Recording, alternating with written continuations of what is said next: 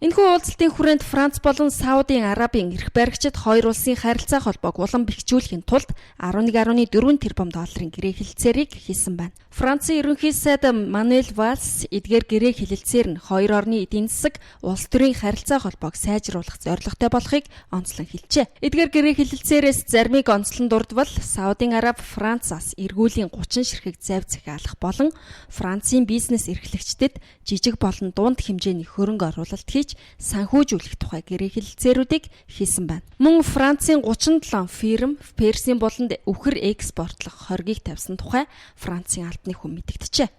Түүнчлэн хоёр улс холбоо хяналтын хиймэл дагуулууд болон хотын тээвэр эрчим хүчний гэрээ хэлэлцээрүүдийг үзгэлсэн байна. Франц улс нь Саудын Арабын 3 дахь том хөрөнгө оруулагч бөгөөд цаашид илүү олон гэрээ хэлэлцээр хийгдэнэ гэдэгт итгэж байна хэмээн Мануэль Вальс хэлсэн байна.